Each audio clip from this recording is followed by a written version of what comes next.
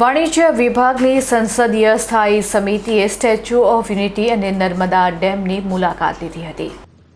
વાણિજ્ય વિભાગની સંસદીય સ્થાયી સમિતિના સભ્યોએ પોતાના ગુજરાત પ્રવાસ દરમિયાન નર્મદા જિલ્લાના એકતાનગર સ્થિત વિશ્વવિખ્યાત સ્ટેચ્યુ ઓફ યુનિટી અને સરદાર સરોવર નર્મદા ડેમની મુલાકાત લીધી હતી.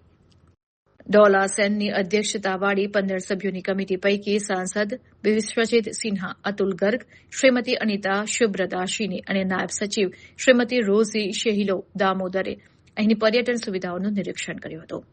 સમિતિના સભ્યોએ સ્ટેચ્યુ ઓફ યુનિટી ખાતે અખંડ ભારતના શિલ્પી સરદાર વલ્લભભાઈ પટેલના ચરણોમાં પુષ્પાંજલિ અર્પી કૃતજ્ઞતા વ્યક્ત કરી હતી. ત્યારબાદ તેમણે 135 મીટર ઊંચી વ્યુઇંગ ગેલેરીમાંથી વિંધ્યાચળ, સાતપુડાની ગિરિમાળાઓ અને નર્મદા નદીના અદભુત નજારાનું અવલોકન કર્યું હતું.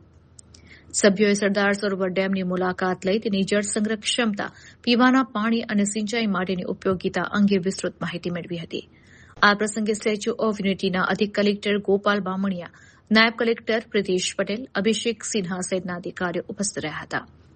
કમિટીના સભ્યોએ એકતાનગરના વિશ્વસ્તરીય આયોજન, પર્યાવરણ સંરક્ષણ અને પર્યટન સુવિધાઓની ભારે પ્રશંસા કરી આ પ્રકલ્પોને રાષ્ટ્રીય ગૌરવના પ્રતીક ગણાવ્યા હતા.